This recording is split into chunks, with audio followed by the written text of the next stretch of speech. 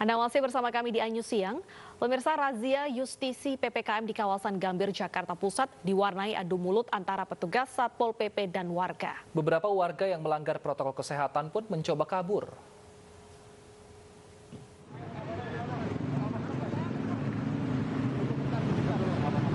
Adu mulut tak terhindarkan antara petugas Satpol PP dan warga yang terjaring razia justisi PPKM di kawasan Gambir, Jakarta Pusat. Warga berdalih maskernya terlepas saat ia membuka helm. Sang warga akhirnya melanjutkan perjalanan setelah mendapat peringatan. Rendahnya kesadaran warga mematuhi protokol kesehatan tampak dari masih banyaknya pelanggar yang terjaring selama razia. Ironisnya, masih banyak warga yang berusaha kabur dari razia karena tidak disiplin mentaati aturan yang berlaku. Beberapa orang pelanggar yang berusaha menghindari razia masker ini karena dia takut. Jadi dia berusaha untuk lari, menghindari dari razia masker tersebut. Sanksi apa aja yang diberikan oleh mereka? Ada 2 sanksi yang kita berikan di dalam penertiban masker ini. Sanksi sosial dan sanksi administrasi. Pada razia kali ini sedikitnya 28 pelanggar berhasil ditindak petugas. Para pelanggar yang terjaring razia lantas dijatuhi sanksi membersihkan fasilitas umum dan denda. Dari Jakarta, Rani Sanjaya, iNews melaporkan. Langkah pemerintah memperpanjang PPKM Jawa Bali hingga 8 Februari mendatang dinilai tidak akan terlalu efektif. Anggota DPR pun mengusulkan agar lockdown total di akhir pekan. Usulan ini digulirkan oleh anggota Komisi 9 DPR dari fraksi Partai Amanat Nasional Saleh Daulay. Lockdown total bisa diberlakukan mulai Jumat malam hingga Senin pagi. Aturan ini bisa diterapkan di kawasan zona merah dan oranye di seluruh Indonesia. Dengan aturan ini, aktivitas warga yang tidak esensial dapat ditekan, sehingga aktivitas warga di luar rumah pun bisa berkurang. Langkah ini bukan hal baru karena telah dilakukan di sejumlah negara yang terdampak pandemi. Dan untuk membahas usulan atau wacana lockdown akhir pekan ini sudah ada rekan Bayu Pradana di Komplek DPR MPR Jakarta. Ya Bayu, bagaimana perkembangan terkait dengan wacana lockdown ini? Ya, hybrid. Ya, benar-benar juga Wilson, memang sejumlah evaluasi ini masih dilakukan oleh Jakarta ini mengingat juga kurva dari kasus COVID-19 yang masih terjadi di Jakarta ini masih terus melonjak tinggi. Sejumlah masukan pun diberikan untuk Jakarta, diantaranya yaitu dari anggota Komisi 9 fraksi PAN ada Saleh Daulay yang menyebutkan bahwa nantinya apabila diperlukan Jakarta ini harus melakukan lockdown di akhir pekan. Untuk mengetahui lebih detail dan juga lebih lanjut seperti apa sebenarnya ide untuk melakukan lockdown di akhir pekan ini, kebetulan saya sudah bersama dengan Bang Saleh Daulay. Sehat Bang? Sehat, alhamdulillah. Alhamdulillah Bang. Bang, bisa dijelaskan Bang, apa yang menjadi perbedaan dari lockdown di akhir pekan seperti ide Abang yang disebutkan dan juga PSBB dan juga PPKM yang selama ini sudah berjalan di Jakarta? Jadi selama ini kan kalau kita lihat PSBB maupun PPKM itu kan belum mampu untuk menurunkan orang yang terpapar COVID-19 secara umum. Bisa jadi karena masalahnya mungkin regulasinya tidak terlalu ketat, kemudian pengawasannya juga tidak ketat, kemudian kesadaran masyarakat juga belum ketat seperti itu. Maka ini tidak bisa mengurangi. Maka saya berpikir kita bisa melakukan lockdown akhir pekan. Apa yang dimaksud dengan lockdown akhir pekan itu adalah kita lockdown total, tutup pintu rumah semua, nggak boleh keluar setelah pukul 20.00 pada hari Jumat sore. Jadi Jumat sore itu Jumat malam, saya katakan seperti itu, pokoknya setelah jam pukul 20 orang harus masuk ke rumah. Kemudian Sabtu pagi sampai malamnya dan seterusnya sampai juga Minggu juga begitu, sampai nanti dia dibuka lagi lockdownnya itu hari Senin pagi pukul 5. Sampai Senin pagi pukul 5. Iya, jadi dengan begitu ini kan lockdown ini menjadi lockdown total, tapi lockdown totalnya di akhir minggu saja. Mengapa kita memilih lockdown akhir pekan? Ya sekaligus juga untuk mengantisipasi supaya perekonomian kita tidak terganggu. Karena selama ini kan lockdown total itu kelihatannya dihindari ya untuk ambil kebijakan seperti itu karena untuk mengantisipasi jangan sampai mengganggu perekonomian kita. Nah karena itu kalau dengan lockdown akhir pekan itu kita masih tetap bisa bekerja Senin, Selasa, Rabu, Kamis, Jumat sebagaimana biasanya. Kemudian nanti akhir pekannya kita tidak boleh keluar. Kalau ada masyarakat yang keluar ya tentu harus dikasih sanksi yang tegas termasuk diantaranya denda dan seterusnya.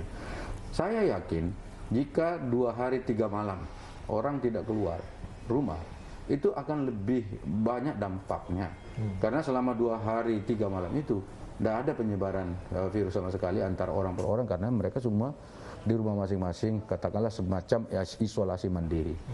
Nah, ini kan jauh lebih baik ya dibandingkan yang seperti sekarang. Ini PPKM-nya ini kan nanti dia sampai kemarin sampai jam 7 malam. Kemudian sekarang diperpanjang sampai jam 20 malam. Nah, tapi orang kan masih tetap datang ke mall. Akhir pekan malah rame datang ke mall itu. Kemudian orang masih bisa belanja-belanja dan seterusnya. Nah, ini kan kalau misalnya kita buat lockdown akhir pekan, yang itu kan tidak ada. Jadi karena itu menurut saya ini bisa menjadi salah satu alternatif yang bisa dilakukan oleh pemerintah dan kita semua, sehingga kita bisa memutus mata rantai penyebaran virus COVID-19. Itu dulu kuncinya. Nah, kemudian tentu ya dibarengi dengan itu, ya tadi aturan-aturan PPKM itu boleh juga diterapkan selama masa lockdown akhir pekan ini. Misalnya termasuk diantaranya orang nggak boleh lagi misalnya berbelanja setelah pukul 20, itu hari biasa. Yeah. Kemudian orang tetap harus menjaga jarak, mencuci sering-sering cuci tangan, kemudian pakai masker, itu terus dipakai semua. Tidak ada yang berkurang dari apa yang diterapkan dalam protokol kesehatan, termasuk tracing, testing, dan juga treatment, itu tetap kita lakukan dengan baik. Tapi ditambahkan saja di akhir pekan agar benar-benar di stop kegiatan. Iya, selama akhir pekan itu semua orang di lockdown dulu. Dan ini sebetulnya bukan sesuatu yang baru. Sudah pernah diterapkan di Turki. Jadi kota-kota besar di Turki itu menerapkan lockdown akhir pekan. Dan saya sudah pernah mendengar penjelasan dari orang Turki langsung. Ini dampaknya luar biasa. Artinya penurunan orang yang terpapar COVID itu juga sangat dirasakan oleh mereka gitu. Nah, alangkah baiknya kalau kita ini coba juga.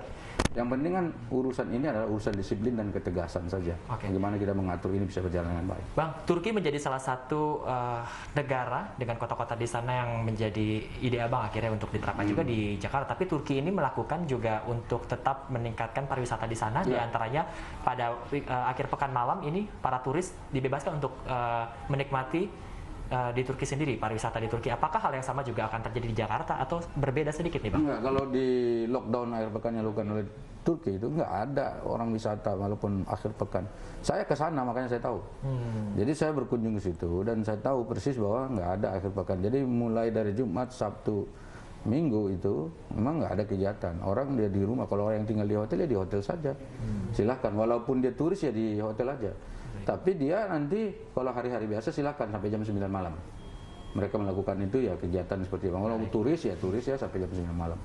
Tapi di luar itu ya nggak boleh ya, terutama di akhir pekan itu. Jadi benar-benar clear ya Bang ya? Clear, mau orang asing kah, mau orang lokal atau siapapun itu tetap. Dan itu tegas karena mereka juga saya lihat teknologinya lumayan, ada CCTV di mana-mana, ada polisi juga banyak yang jaga sehingga memang aturan bisa diterapkan dengan baik.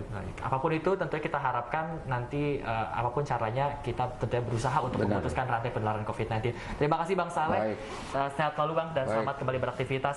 Dan seperti itu ternyata kejelasan ide dari melakukan lockdown akhir pekan di Jakarta, dan tentunya bagaimanapun caranya dan bagaimanapun usaha yang dilakukan oleh pemerintah maupun berbagai pihak lain tentunya juga yang menjadi salah satu cara penting untuk memutus virus COVID-19 di Jakarta maupun juga di Indonesia adalah yang penting adalah dengan kesadaran pribadi untuk tetap menerapkan protokol kesehatan, menerapkan 3M bagi masyarakat. Bernadetta dan Wilson. Baik, terima kasih Bayu atas laporan Anda. Selamat bertugas kembali. Pemirsa, ribuan pengusaha warung Tegal di wilayah Jabodetabek terancam gulung tikar di awal tahun 2021. Merosotnya penghasilan selama masa pandemi menjadi salah satu faktor. Salah satu warteg di kawasan Cikini, Jakarta Pusat mengalami penurunan pendapatan hingga 50% selama masa pandemi. Hal serupa juga dialami sejumlah pengusaha warteg di wilayah Jabodetabek. Pengusaha warteg terancam gulung tikar lantaran tidak mampu membayar uang sewa gedung dan cicilan modal di bank.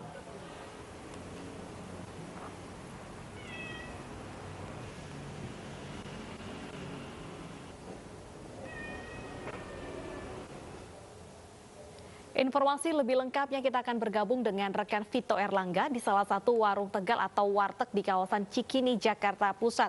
Ya Vito, kalau di warteg Anda saat ini apakah juga mengalami penurunan yang cukup drastis selama pandemi? Ya baik Wilson dan Deta, seperti yang kita ketahui bahwa saat ini pandemi COVID-19 belum usai dan ini sangat berdampak pada usaha kecil, mikro dan menengah. Dan untuk mengetahui bagaimana omset para pengusaha warteg selama pandemi, saya akan mengajak Anda langsung berbincang dengan salah satu pengusaha warteg di kawasan Cikini, Jakarta Pusat, yaitu ada Bu Wari Setianingsih. Bu Wari, selamat siang Bu. Siang. Bu, mungkin bisa dijelaskan sedikit Bu terkait dengan pendapatan selama masa pandemi COVID-19, khususnya masa PPKM ini seperti apa Bu? Apakah ada penurunan? Iya, ada penurunan 50%. Selama COVID-19 warteg juga omsetnya turun. Biasanya 100% jadi 50%. Kemudian mungkin dapat dijelasin sedikit Bu, ini kan banyak ribuan pengusaha warteg ini dikabarkan terancam gulung tikar. Apa Bu penyebabnya, jika bisa dijelaskan dari sisi pengusaha warteg sendiri? Penyebabnya karena kan omset turun, terus gedung kan kalau disewa mahal minimal, terus kayak semacam cari karyawan kan perlu juga kalau warteg kan. Makanya kalau semuanya mahal, pendapatannya berkurang, kan minimal kan gulung tikar. Terus kita kan warteg pasti banyak kan minjem bank kan. Jadi solusinya gimana caranya kalau pemerintah bisa menangani lah ya kan. Baik Bu, mungkin kalau dari kondisi ini, harapan Ibu sendiri kepada pemerintah, regulasi apa yang ingin Ibu sampaikan kepada pemerintah? Pengennya adanya COVID-19 ini kita berharap biar stabil lagi, harga-harga apa yang naik kan bisa stabil, terus kita bisa ditanggepin lah sama pemerintah, gitu aja harapan saya. Terus biar dikasih pemudah gitu, kayak waktu pertama kalinya COVID-19 kan Presiden ngasih pemudahan selama 6 bulan, dikasih keringanan cicilan bank gitu dia. Terima kasih Bu Wari atas waktunya live bersama dengan iNews Siang. Ya baik Wilson dan Deta, itu tadi wawancara kami bersama dengan salah satu pengusaha warteg di kawasan Cikini, Jakarta Pusat.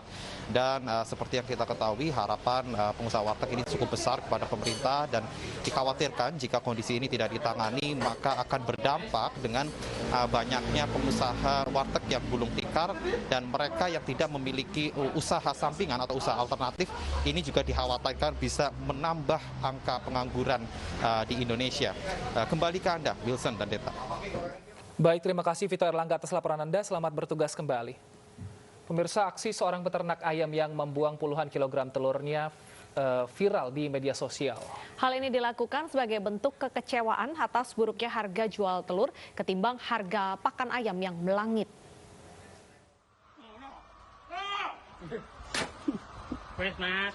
Inilah aksi Suparni dan sejumlah rekannya saat membuang puluhan kilogram telur ayam hasil ternaknya di sebuah lahan kosong tak jauh dari kandang ayam miliknya di wilayah Ngariboyo, Magetan, Jawa Timur.